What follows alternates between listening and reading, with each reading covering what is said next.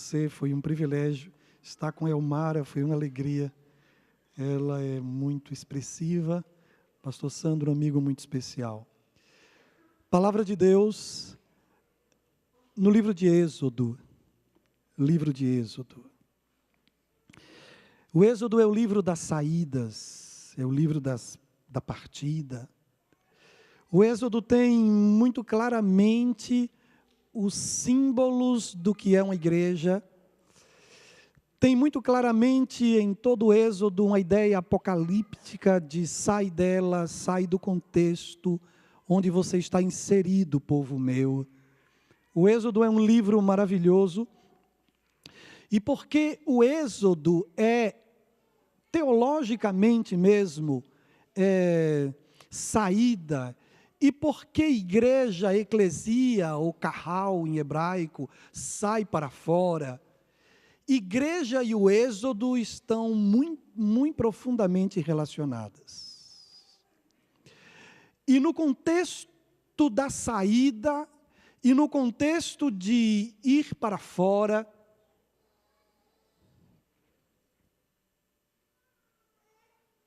o Senhor Deus pontua, orienta e organiza a atitude mental de todos aqueles que Ele chama para uma relação especial.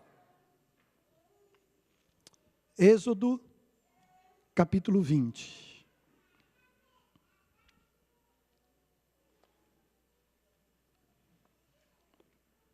Verso 1. Então, falou Deus todas estas palavras: Eu sou o Senhor teu Deus, eu te tirei da terra do Egito. Fui eu quem te retirei da escravidão, da servidão, para que você continue livre. Não tenha outro Deus diante de mim. Para que você continue feliz, não faça para ti imagem de escultura, nem semelhança alguma do que há em cima no céu, nem embaixo nesta terra, nem as adorarás, nem lhes darás culto, porque eu sou o Senhor. Eu sou um Deus cuidadoso, zeloso. Eu visito e conheço profundamente a iniquidade dos pais, que está presente nos filhos por gerações. E eu faço misericórdia àqueles que me aborrecem por milhares de gerações, àqueles que me amam e guardam os meus mandamentos por milhares de gerações. Se você deseja encontrar a paz, não tomarás o nome do Senhor teu Deus em vão. O Senhor não vai julgar como inocente o que tomar o seu nome em vão. Bem, se você deseja repouso, lembra-te do dia de sábado. Santifique esse dia, separe dos outros. Durante 6 dias você pode fazer toda a sua obra, mas o 7º dia é o sábado. O 7º dia não é outro dia, o 7º dia é repouso. O 7º dia não é feriado, o 7º dia não é dia livre, o 7º dia é dia de repouso. Não farás nenhum trabalho, nem tu, nem o teu filho, nem a tua filha, nem o teu servo, nem o teu animal, nem mesmo um estrangeiro que não creia em mim e estiver dentro das tuas portas. Porque em 6 dias fez o Senhor o céu e a terra, o mar e tudo o que neles há. E ao 7º dia o Senhor descansou. Por isso o Senhor abençoou o dia de sábado e o santificou. Honre teu pai, honre a tua mãe. Se você deseja viver, honre o teu pai. Honre a tua mãe, para que se prolonguem os teus dias na terra que o Senhor teu Deus te dá. Não matarás. Não adulterarás. Não furtarás. Não dirás falso testemunho contra o teu próximo. Não cobiçarás a casa do teu próximo. Não cobiçarás a mulher do teu próximo, nem o seu servo, nem a sua serva, nem o seu boi, nem o seu jumento, nem coisa alguma que pertença ao seu próximo. Eu vou usar 2 minutos para falar da alma da mensagem. Eu sei que o tempo está longo. Eu vou pregar a mensagem toda, mas eu vou fazer aquilo que, quando a gente faz uma tese, a gente faz uma sinopse, a gente faz uma apresentação. Eu vou fazer uma apresentação, porque é possível que você necessite cuidar do seu esposo, ou de uma mãe idosa que ficou em casa e precisa de você. Então, eu não vou sofrer vendo você precisando sair discretamente, porque você tem que socorrer uma necessidade. No entanto, eu vou apresentar uma sinopse, um resumo da mensagem nesse momento. O moral de toda a mensagem de hoje, o propósito da mensagem de hoje, será convencer a todos de que nós precisamos não de receitas mágicas como 3 segredos para uma grande pescaria, 4 segredos para dirigir bem, ou 7 mágicas para o casamento dar certo. Nós não precisamos disso para nada. Tudo que nossa vida necessita não são de 10 mandamentos para o casamento feliz. Não. O que nossa família necessita é de 10 mandamentos no casamento. E não 10 mandamentos, 10 técnicas, 10 táticas, ou 7, ou 5, como se a gente pudesse lidar com o tema de família à base de autoajuda. Quando o tema é família, só existe uma opção, é o Cristo ajuda. Autoajuda não dá conta. Não dá conta. Só o Cristo ajuda. E o que nós precisamos não são de 10 técnicas para resolver os nossos temas. Nós necessitamos dos 10 mandamentos no casamento, e não de 10 mandamentos do casamento, e aí a gente sai buscando em literatura de autoajuda, e eu posso dizer uma lista enorme de nomes, de títulos, que talvez não convenha, e que de fato não tem os instrumentos que você necessita para conduzir a sua família no contexto do fim. Eu vou pontuar um elemento e eu fecho o meu resumo. E eu vou lá para o meu script e vou falar todo. Todo. Compreende? Não tem problema, eu já disse. Você precisou, só seja discreto. Junte as suas coisinhas. A sua mãe está em casa enferma e tem horário de comer. Paciência, você precisa ir. Ok? Eu compreendo. Tá? Uma mulher chegou na porta da escola para buscar os filhos. Ela foi buscar os filhos lá na porta da escola. E ela estava esperando. Em frente à escola, havia um semáforo, havia uma placa de trânsito que dizia devagar, escola. Mas os carros passavam a toda velocidade, como se a placa não estivesse ali, e como se o risco de uma criança atrás de uma bola não fosse real. E os carros iam normal, não havia redução de velocidade. Mas a placa estava lá, bem grande, todos já sabiam de cor a existência dela, Ainda que a retirasse, todos já tinham essa placa na memória, mas não paravam. A consciência não acusava, não reduziam a velocidade.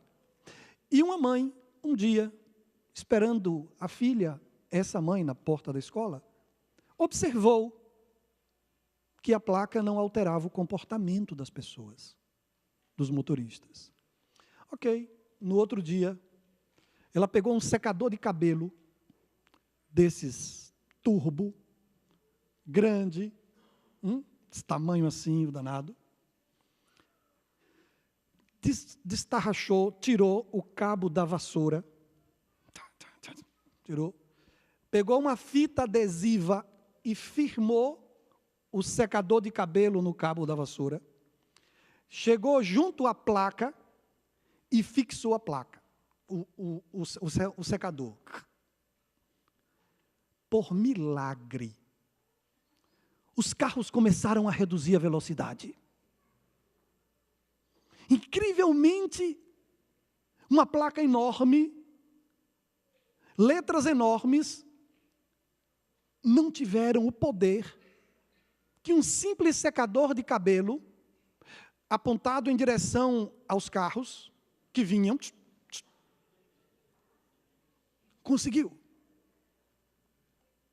Incrivelmente, o risco de matar uma criança não era suficiente para diminuir a velocidade.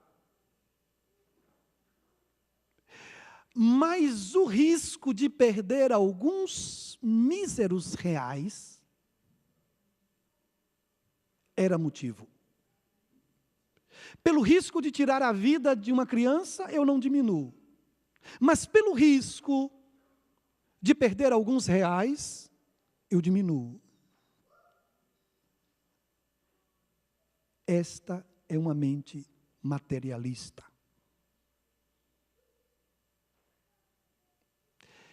E o materialismo é de todas as filosofias a que mais fortemente tem conspirado contra a espiritualidade pessoal. E espiritualidade, porque se necessita profundidade, é o elemento que vai me dar suporte para conduzir a minha família no contexto do fim. Espiritualidade. Nossa relação com os princípios do céu necessita ser diferente da relação desses motoristas que eu citei. Mais uma vez o mundo vive às vésperas do fim. Mais uma vez. Mais uma vez existe um grupo com uma missão escatológica, querigmática, proclamatória, de proclamação. E um grupo que precisa adquirir um forte sentido de urgência. Um grupo que tem o compromisso de dizer a todas as famílias da terra que a arca já está pronta. A arca já está pronta. Todas as famílias da terra necessitam desta informação. Todos precisam saber que o dilúvio virá. Eu tenho uma pergunta. Por que tem sido tão difícil entregar a mensagem? Entregar a mensagem tem sido difícil até para os mensageiros. Quando a gente vai entregar a mensagem aos mensageiros, parece que os mensageiros fazem muito tempo que não têm um relacionamento profundo com a palavra de Deus. Imagine como está difícil entregar essa mensagem de que o dilúvio virá, que a arca está pronta, que o tempo está completado e que de fato estamos no fim, só carregando a arca com a comida, os alimentos, para uma jornada de alguns meses. E depois disso, bem, a vida recomeça. Por que tem sido tão difícil? Por que pregar o Evangelho, dizer às famílias todas as verdades, todas as mensagens que nós recebemos durante esta semana para as nossas famílias, por que não será fácil daqui a uns minutos, quando você vai às ruas dessa cidade?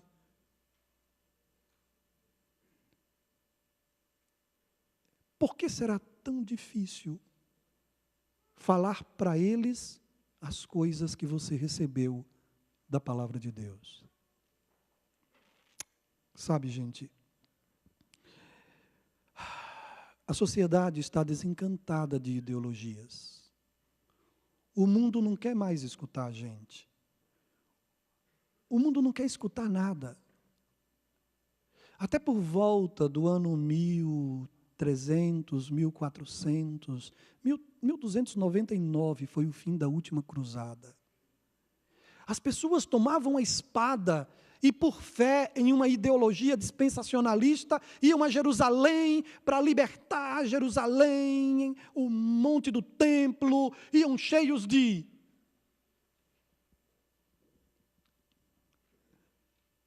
O tempo foi passando um pouquinho. As pessoas, elas tinham tanta confiança que elas acreditavam que você podia dar dinheiro e não apenas comprar a sua entrada no céu, mas a entrada de alguém que já estivesse morto. As pessoas acreditavam nisso. A humanidade tinha boa vontade. O norte da África, que hoje é totalmente adverso ao cristianismo, já foi o maior centro cristão do mundo. O tempo foi passando e Deus suscita a gente como John Hus, um intelectual, a joia de Oxford, o inglês, John Wycliffe, gente de inteligência privilegiada, foi chamada para começar uma reforma. A reforma veio, mas a reforma foi incompleta, e esta é a verdade. Deus suscita um povo em um tempo para completar a mensagem. É uma mensagem de que muito breve virá o rei. Por algum motivo nós temos perdido o senso de urgência. Temos perdido. É fato. É fato. Durante o século XIX, um conjunto de ideologias irrompe de uma maneira muito forte, depois do iluminismo, todo aquele contexto iluminista, e a humanidade acreditou. A humanidade acreditou no humanismo de Augusto Comte. Os brasileiros acreditaram. Os argentinos acreditaram. Se você for ao Brasil hoje, você encontra no Rio de Janeiro, em Curitiba, igrejas da humanidade. Ainda existem. Na do Rio de Janeiro, o Benjamin Constant se casou lá. Era só uma filosofia, uma ideologia humanista, positivista. E era uma filosofia que foi transformada em credo. Se você entra nessa igreja, tem de um lado os bustos, de um lado e de outro, bustos de grandes vultos da humanidade. E à frente, no lugar do púlpito, tem o busto de Augusto Comte. Eles são positivistas. Eles creem no que se pode tocar, no que se pode ver. Assim é. E a humanidade, o Brasil, acreditou. Acreditou. O nosso país, o Brasil, ele vive uma tragédia espiritual. Uma tragédia espiritual. E por que eu estou dizendo isso? porque nós temos que pregar um evangelho a uma sociedade que está cansada de ideologias. E se o cristianismo não for mais do que uma ideologia, se o cristianismo não puder ser encontrado em nossas famílias, em nossas vidas, nossa missão não terá êxito, porque a humanidade está cansada de ideologias. Um exemplo, Friedrich Nietzsche. Nietzsche disse assim: Deus está morto. Aí os crentes tudo ficaram loucos de raiva. Deus está morto. Mas ele acrescenta: e o que são essas igrejas? Disse Nietzsche, lógico, na sua... Morreu louco, tá? Mas ele disse: e o que são essas igrejas senão mausoléus, onde os cristãos sepultaram seu próprio Deus? Ele acrescenta, ele diz: eu ainda escuto os sons das ferramentas dos coveiros sepultando seu próprio Deus. Ele diz que Deus está morto. E ele diz ainda sobre quem matou Deus. E ele diz que foram os cristãos. E o argumento dele é simples: o desencontro entre o discurso e a efetividade. Nietzsche é duro, é grosseiro, é ateu, ele fez um anticristo, assim disse Zaratustra, ele fez um monte de obras muito agressivas. O Super-Homem de Nietzsche, não sei quantos conhecem. Mas, quando ele diz qual foi a causa da morte de Deus, na ideia dele, lógico, ele diz: o desencontro entre o discurso e os fatos. Não é de todo um absurdo. Não gosto dele, lógico.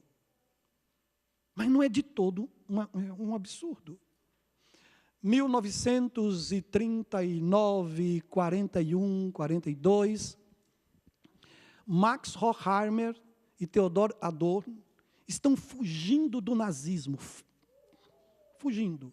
A Gestapo, a polícia de Hitler, vai ao encalço e encontra os dois. Encontra um, porque o outro, para não ser preso,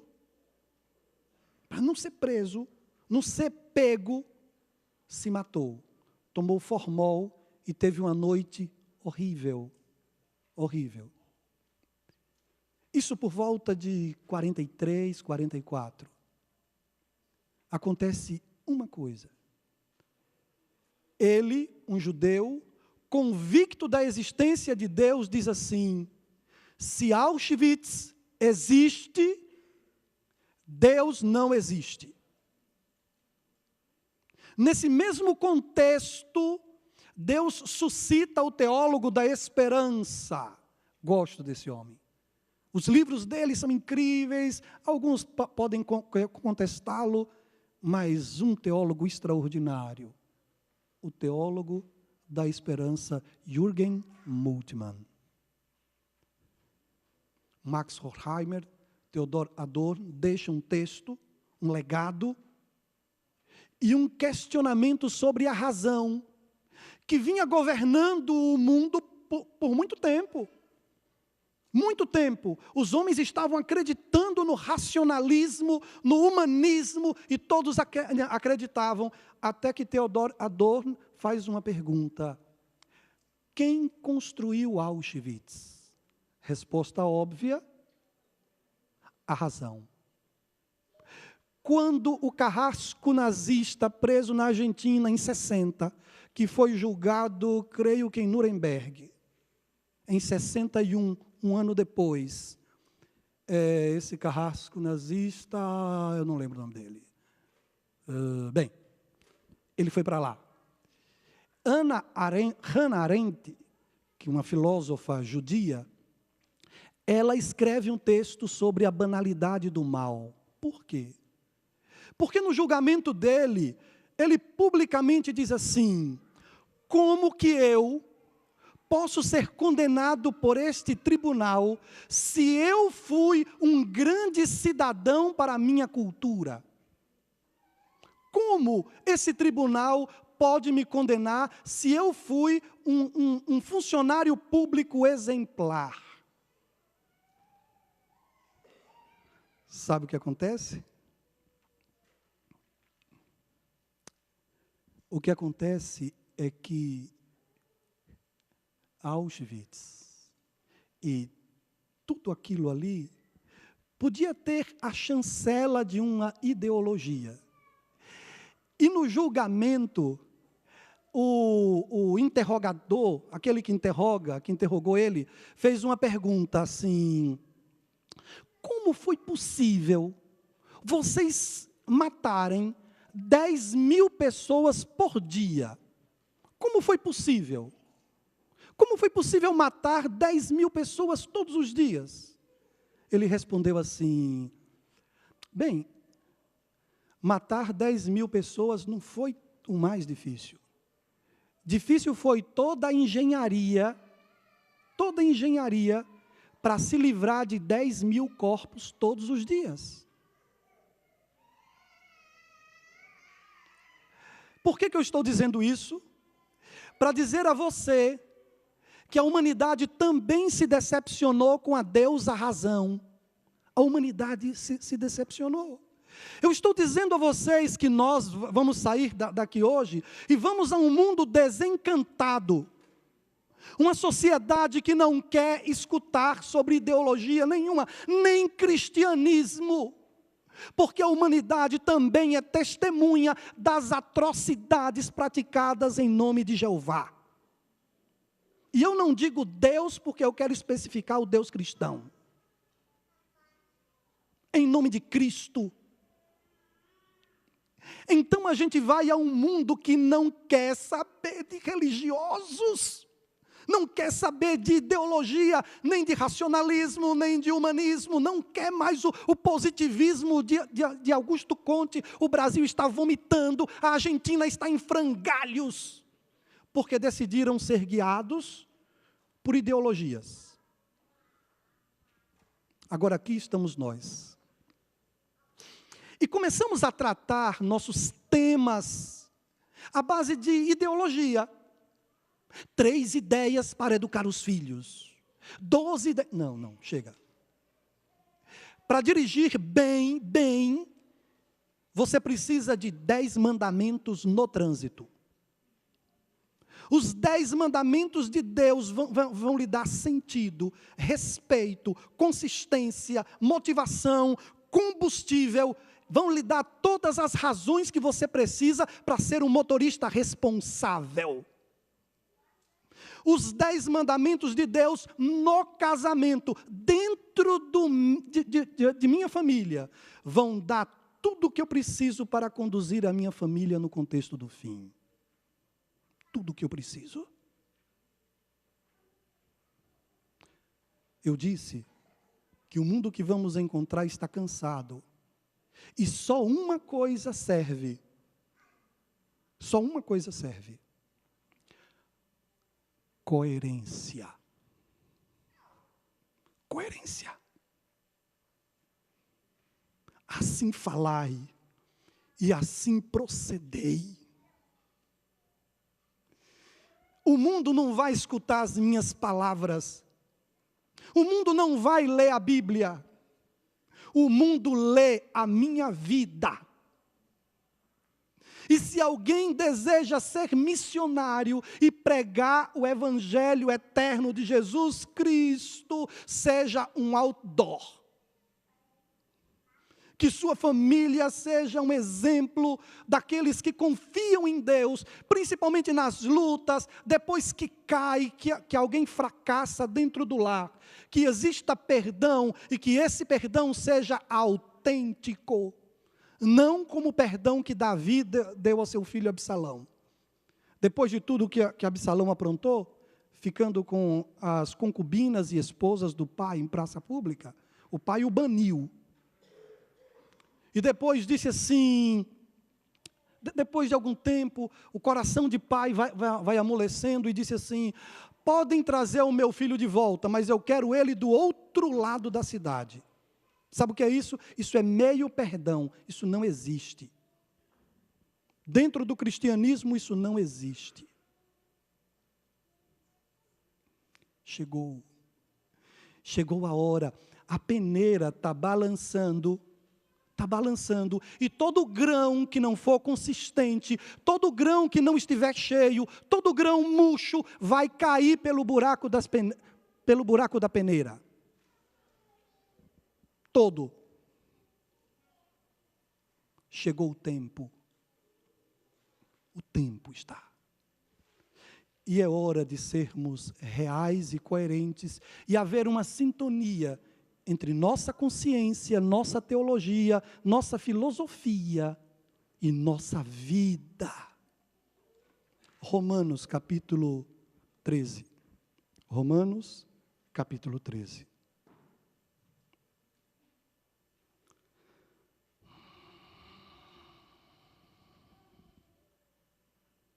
Versos 8 em diante.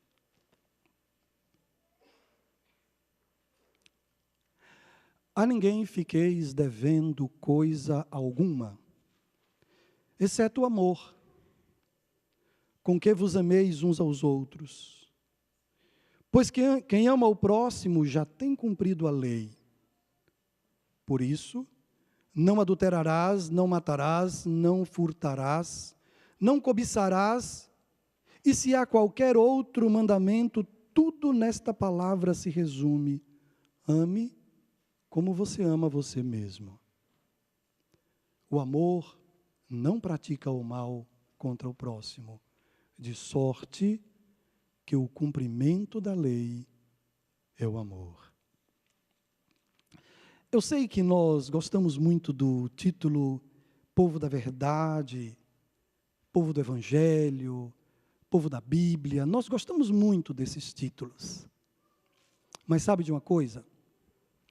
Verdade é fato mais amor. Se eu só tenho fato e não tenho amor, eu não tenho verdade. E aí acontece uma coisa. A gente tem que rever se Deus de fato tem interesse em trazer os seus filhos, porque Ele disse, eu tenho muitas ovelhas que ainda não estão nesse aprisco. Será que Deus tem interesse de trazer as suas ovelhas, que ainda não estão neste aprisco, para este aprisco? Será que Deus tem interesse? Veja, Ele fala dos fariseus, e Ele diz assim, vocês fariseus são muito missionários. Vocês dão a volta no mundo inteiro para dar um estudo bíblico, para ganhar uma alma. O detalhe é que quando as pessoas vêm para a igreja de vocês, elas se tornam 2 vezes mais filhas do inferno do que antes. E eu não tenho interesse em piorar a situação de alguém que já está mal. Cristo, Ele toca na possibilidade de pessoas que ingressam numa comunidade religiosa estarem pior do que o que estavam. E esta é uma possibilidade real. A grande verdade é que este encontro é o encontro dos perdoados. Os perdoados se encontraram. Os agraciados se encontraram. E neste lugar, naturalmente, em uma mente que compreende a maravilhosa graça do céu, nesse lugar deve haver uma atitude de gratidão e de felicidade, porque eu estou olhando olhos que eu não vou encontrar em outro lugar. Olhos de gente perdoada. Eu estou encontrando um abraço que eu não vou encontrar em qualquer lugar. O abraço de gente que foi alcançada pela graça. Este lugar, a minha família, vai ser transformada por um ato intencional. Não é sem intencionalidade, porque Deus não trabalha com mágica. A gente quer mágica na vida espiritual. A gente quer mágicas dentro da família. Mas Deus, Ele trabalha com espiritualidade. E em espiritualidade existe relacionamento com Ele.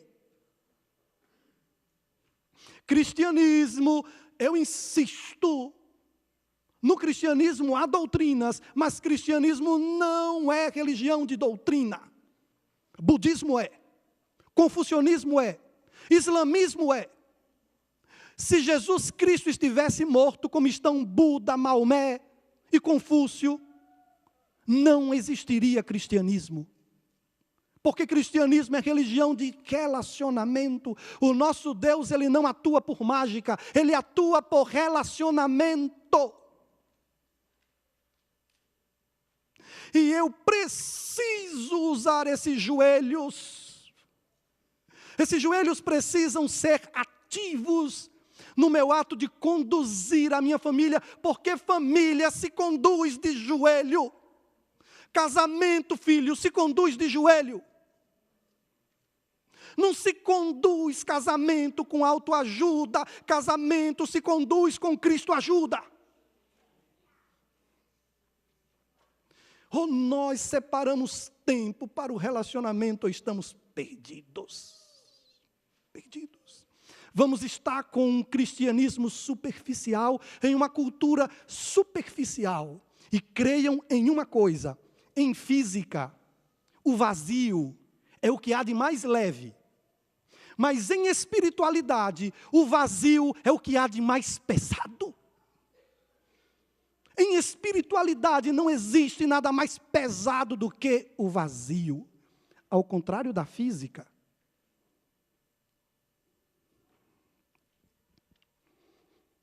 Søren Kierkegaard. Eu já citei ele essa semana uma vez. Dinamarquês, filósofo, existencialista. Ele não gostava, era Sartre que não gostava de ser chamado de existencialista. Kierkegaard, ele faz a anatomia do vazio. O vazio tem uma característica simples, que é quando a gente, isso eu estou simplificando, Kierkegaard é complexo, que dá enfado ler, dá enfado, cansa. Mas quando ele desenha a anatomia do vazio, ele fala que o vazio é resultado de uma sucessão de atos que a pessoa faz sem saber por que está fazendo. Você começa a fazer um monte de coisa sem consciência. Vem aqui à igreja e alguém aqui da frente diz, agora vamos nos ajoelhar. E você não sabe por que está ajoelhando. Fecha os olhos porque vamos... Você também não sabe porque está fechando os olhos. Aí você começa a fazer um monte de coisa que você não sabe para que é. E um dia você acorda e ganha cansaço de religião. Fica cansado.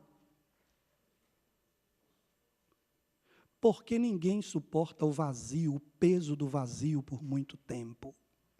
Se você vai se ajoelhar e orar, você tem que saber por que está se ajoelhando. Se você junta suas mãozinhas para orar ao Senhor, tem que saber por que está juntando. Não existe mais tempo para seguir orientação sem sentido, tipo, peguem todos uma espada que nós vamos começar amanhã, já tem um barco no porto aqui, uma cruzada para libertar Jerusalém, o monte do templo. Imagine, esse discurso em 1099 colou, e um monte de homem abandonou família, abandonou tudo, desde Avignon, a primeira cruzada, França, partiram. E os franceses tinham uma fé. Hoje estão sempre na vanguarda da incredulidade. Cansados de igreja. Cansados de religião. E é assim que vai ficar você também. Se você começar a cantar hino, está cantando, mas a cabeça está longe. Fica vazio, entendeu? Você começa a fazer um monte de coisa, e um monte de coisa que não toca a sua alma, que não alcança a sua necessidade. E aí a gente nem aproveita o mundão, que tem muito prazer, nenhuma vida, mas tem prazer, e nem o céu.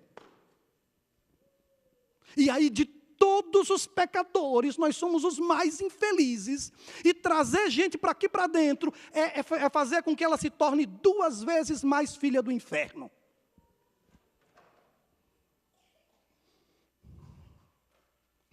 Acabou o tempo acabou. É hora de despertar do sono. A nossa redenção está muito próxima. E é hora de sermos verdadeiros, honestos, autênticos em nossa experiência de fé, ou o vazio que está esmagando o mundo vai esmagar a nós também. Você sabe como se chama o momento ideológico, mais ou menos da década de 70, 80, começo de 2000?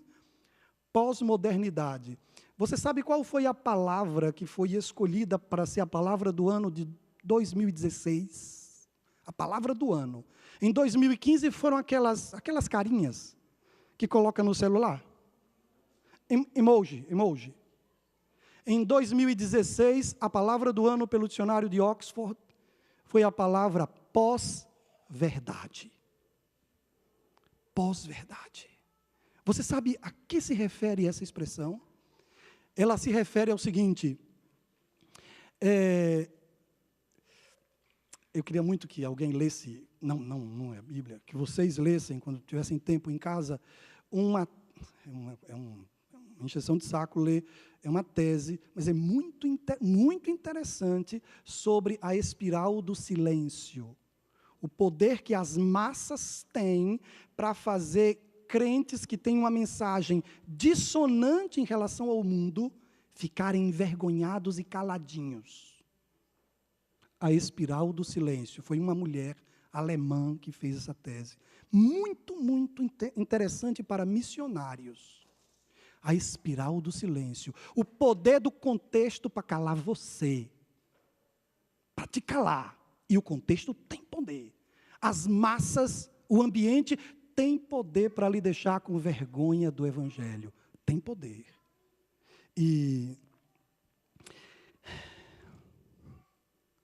Puxa, eu me esqueci o que eu ia dizer. Eu lembro. Daqui a pouco eu lembro.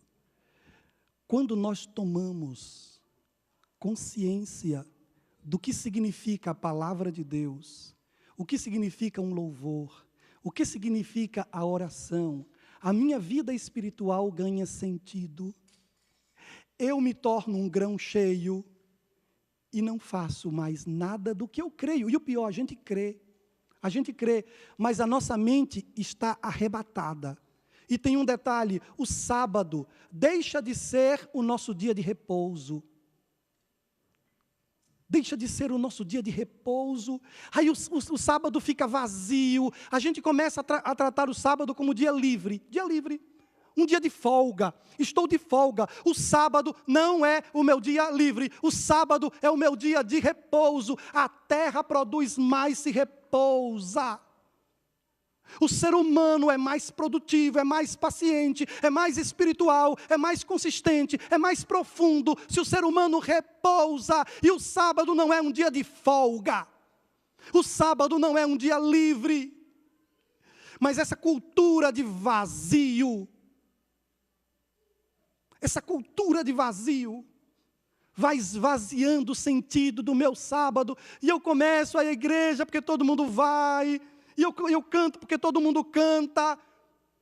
E o sábado já não é mais o meu repouso. E quando o primeiro dia da semana começa, eu não estou restaurado. Ah, filhos de Deus, só um pedido. Confie no Senhor e em sua lei.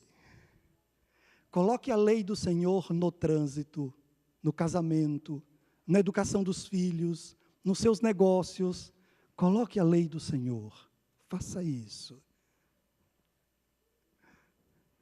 E não faça nada sem a mais absoluta consciência do sentido que tem. Porque a humanidade caminha como manada. Tem um vídeo francês de 57 minutos que eu quero que você assista em sua casa. A servidão, em espanhol, tem uns hispanos, de la servidumbre moderna. E em português está a escravidão moderna. Procure em sua casa. Dê uma olhadinha. Pastor, por que a sua insistência hoje com o contexto?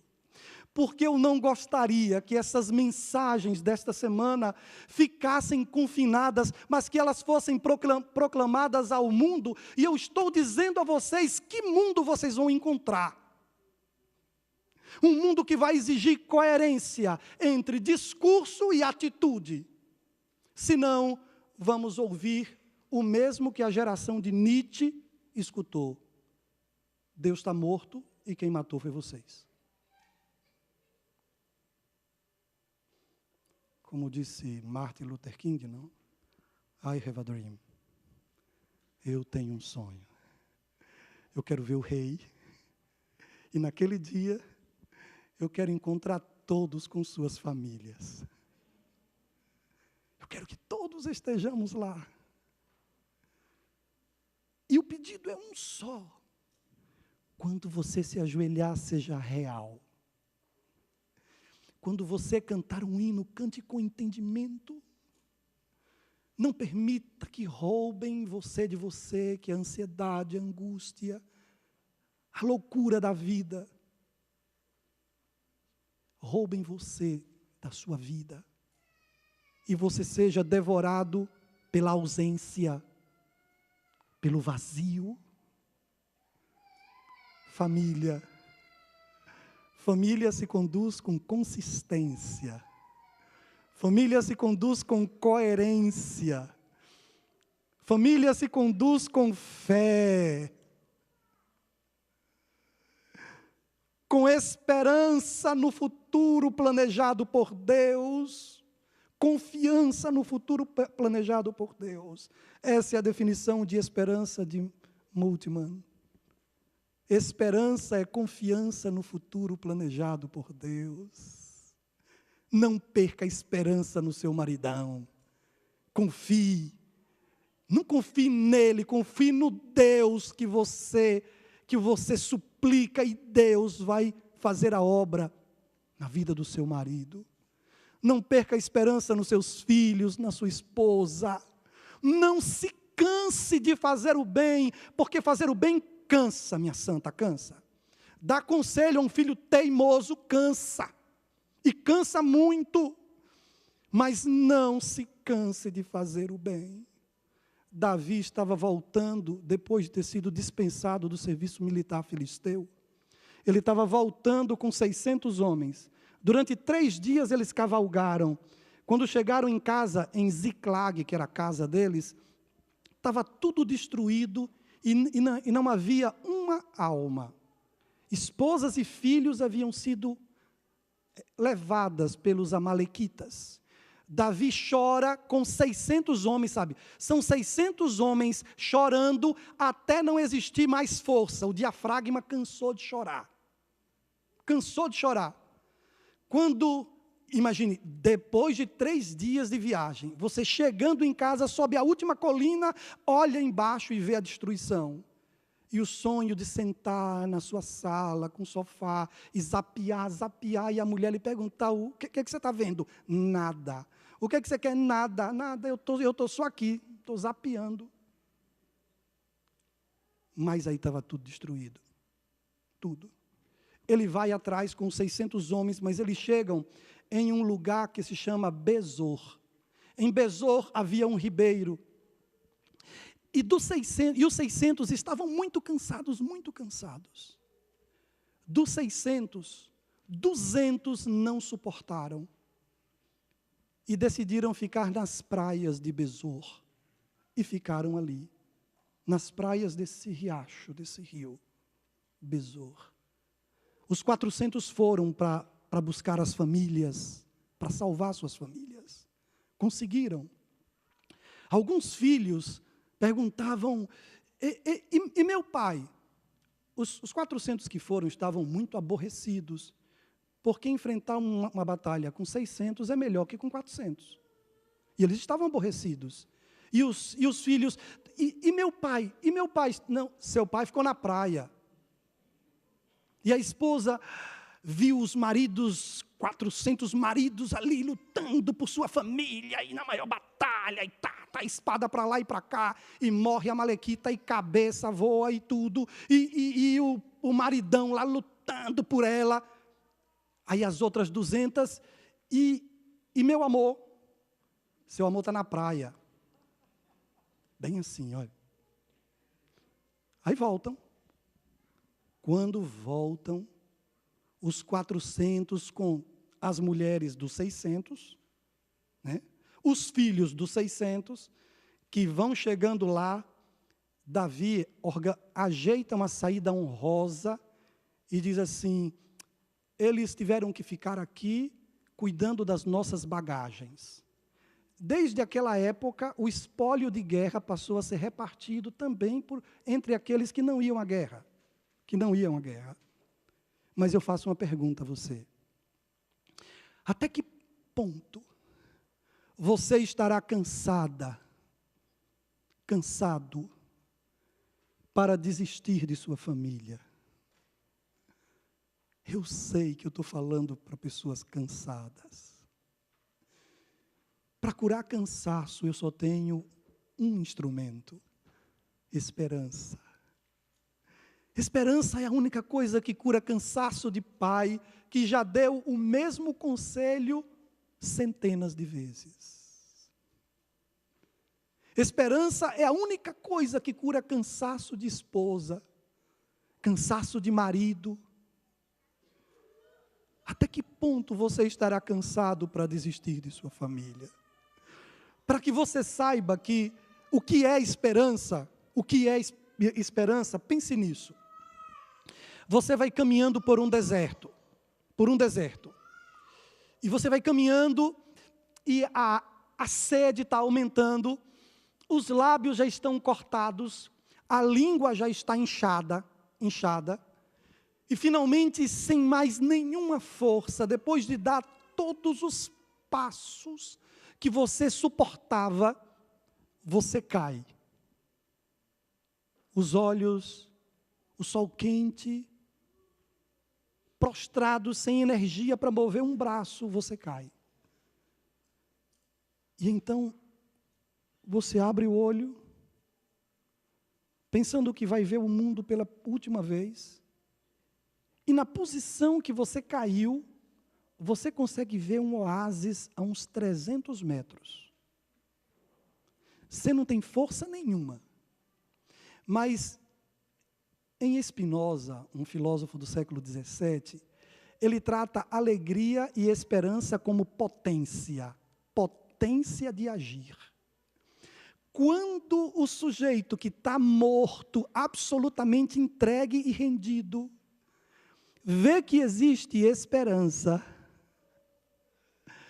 não sei de onde vem, mas eu sei que se você tivesse ali, no deserto, caído, a esperança de chegar até o oásis ia servir de potência para levantar você. Esperança, essas virtudes espirituais, fé, alegria, a gente trata isso como assim, com diletantismo. É uma coisa para contemplar. Não, esperança e alegria são potência. Porque uma pessoa alegre e esperançosa, ela faz coisas que sem esperança ela não faria. Uma pessoa alegre no Senhor, não no marido, mas no Senhor. Porque marido, ele é volúvel. Hoje ele dá um motivo para você ficar feliz, amanhã ele dá um motivo para o contrário. Mas o Senhor não. O Senhor todo dia dá motivo para você estar feliz. Todo dia. E aqueles que têm esperança renovam as forças. E no texto bíblico, alegria, esperança, bondade, isso é potência. Eu não deveria ter falado em bondade, porque já veio uma coisa que eu preciso dizer a vocês. De todos os instrumentos de sedução, a bondade é o instrumento mais poderoso que existe. O próprio Deus, quando quer atrair a gente, Ele não usa o seu poder, Ele não usa os relâmpagos, não. Deus, quando quer atrair a gente, Ele diz assim: com amor eterno eu te amei, mas foi com a minha bondade que eu lhe atraí. Bondade é potência dentro de casa. É potência. Não é uma coisa, ó que lindo. Não, não é ó que lindo. Essas coisas são poder que movem a família. Movem. Pense. Tem um grupo de muchachos, de rapazes aqui. Tem um grupo de muchachos, de rapazes. E de repente tem um outro grupo com umas 3 chicas jovens ali. E chega um garotinho com um carrinho. E ele chega com o carrinho dele. E ele chega com cara de choro porque a rodinha do carrinho está quebrada. E ele vem chegando, e um dos rapazes saem da roda e se aproximam dele e pergunta: puxa, o que aconteceu? Por que você está assim? Aí o garotinho mostra o carrinho dele. Olha o que aconteceu, quebrou. Aí o rapaz diz: não se preocupe, venha comigo. Aí senta com ele e começa a consertar o carrinho. Depois esse rapaz começa a brincar com esse garotinho. Vocês acham que tipo de sentimento vai passar no coração das 3 jovens que estão à parte? De encantamento. Não é encantador? Nada é mais encantador do que um marido bondoso. É sedutor ao extremo. E tem uma coisa que eu não entendo. E isso é para as mulheres que eu só falo para os homens, coitadinhos. Eu tenho pena deles.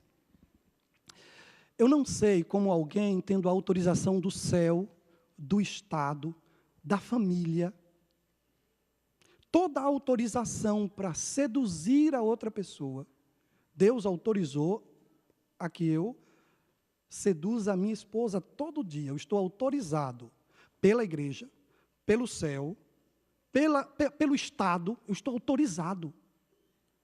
E como que eu tendo toda essa autorização, eu sou negligente e permito que alguém que se quiser ficar com ela vai ter que ser escondido, com pressa, com medo do celular, apagando mensagem, agoniado, angustiado, por quê? Com medo do nordestino, apagar. Lógico, nordestino é brincadeira.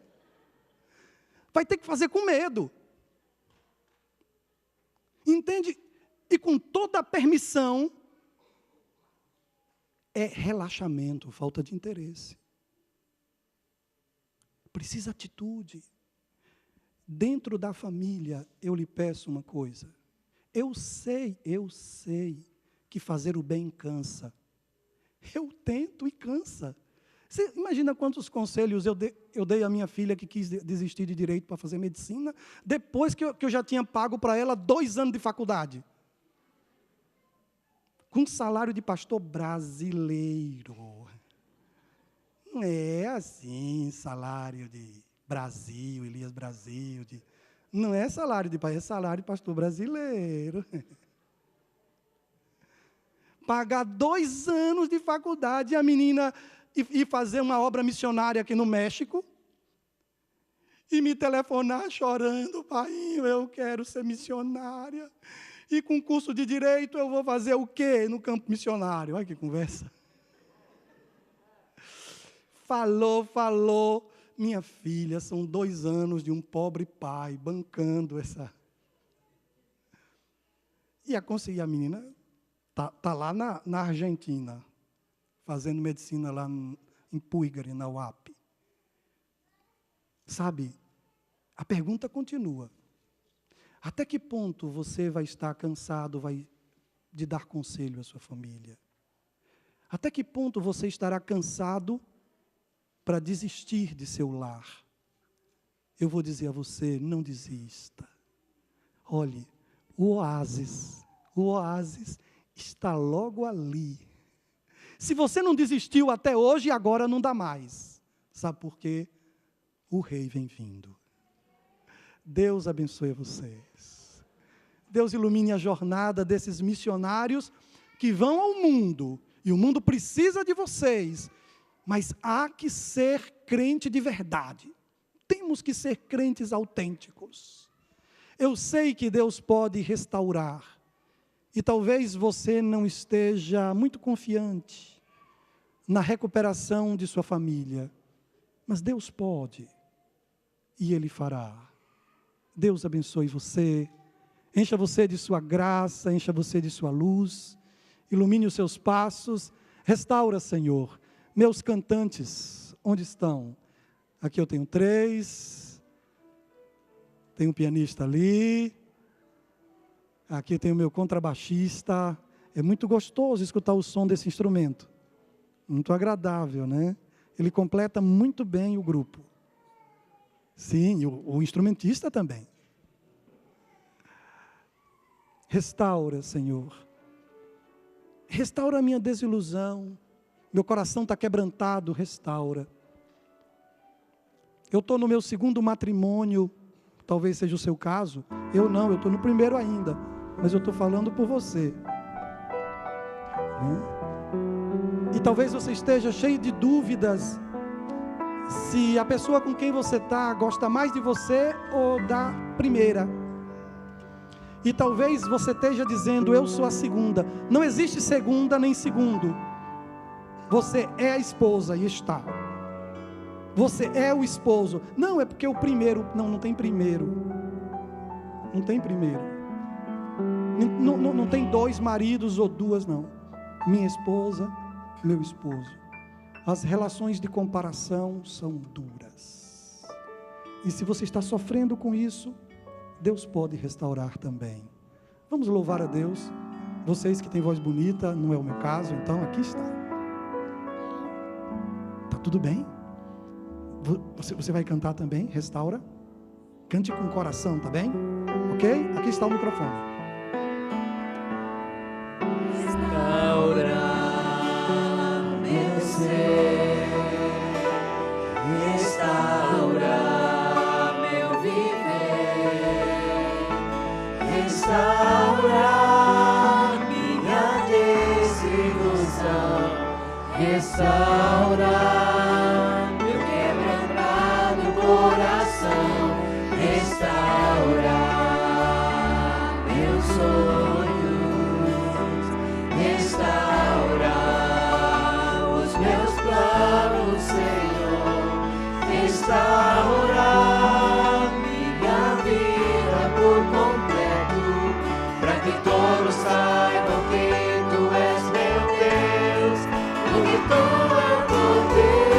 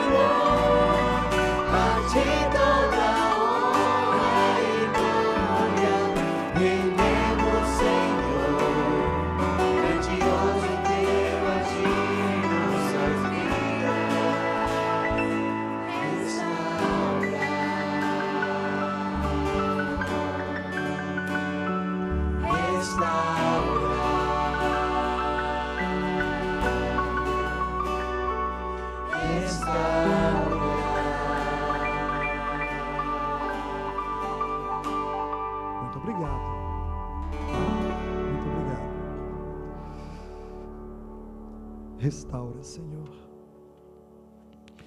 As famílias estão feridas. Essa comunidade vai sair daqui, vai às ruas, e o motorista do ônibus está ferido. Eles vão ao supermercado e a garota do caixa é uma pessoa ferida. Eles vão aos semáforos e vão parar, e a pessoa que está à frente deles é uma pessoa ferida. Eles vão voltar aos seus lares, e muitos vão encontrar em casa pessoas feridas. A humanidade está ferida, mas o teu filho foi ferido para curar as nossas feridas. Ninguém que está aqui, Senhor, necessita seguir vida de danificado, vida de amputado, vida de ferido. Ninguém que está aqui precisa viver carregando mágoas. Senhor, a arca está pronta. Já se estão reunindo os víveres, os alimentos. Já está tudo pronto. Só falta famílias como a de Noé entrar. Está chegando a hora de nossa família entrar. Algumas já entraram. O dilúvio vai chegar muito pronto. Logo, logo o dilúvio chega. O fim, a nuvem, o tamanho de uma mão, crescente, a ressurreição do meu paizinho querido, Senhor. A ressurreição dos nossos amados. Recebê-lo de volta. Eu o deixei em uma sepultura. E eu sei que o Senhor guarda a identidade dele. E na tua volta ele saberá quem é ele e saberá quem sou eu. Na ressurreição, não teremos mais medo. Algumas famílias estão feridas porque perderam alguns dos seus amados. E é um dia muito triste para uma família, Senhor, o dia que tem que levar alguém amado para um cemitério e desde esse dia não poder falar mais do seu amor, não poder mais receber o seu olhar e o seu abraço. E algumas famílias estão feridas pela separação produzida pela morte. O Senhor sabe das vezes que eu choro de saudade do meu velhinho. O Senhor conhece os nossos prantos, mas o meu pranto é um pranto consolado pela esperança. Eu te suplico nesse momento, é por aqueles prantos regados a desespero, porque a pessoa amada ainda não entregou o coração a ti. Este pranto é muito mais doloroso e muito mais profundo. E eu sei que só o Senhor pode acudir esta alma. Olha por aqueles que choram porque vê o filho longe dos teus caminhos e sabe que a arca está pronta. Aqueles que sofrem porque a esposa ainda não se decidiu e o tempo está se esgotando. Nos socorre, Pai. Nos dá forças para que esta cultura materialista não suplante nossa verdadeira espiritualidade. Conduz nosso lar. Precisamos dos teus instrumentos. Alegria, esperança, bondade. Todas estas virtudes espirituais são potência, Senhor. Obrigado porque o Senhor não nos deixa em uma jornada tão penosa, sem o combustível para completá-la. Obrigado por tua presença. Leva a gente para casa em paz. E se nós temos sido negligentes com a oração, ajuda-nos a compreender que a oração aprofunda nossos relacionamentos.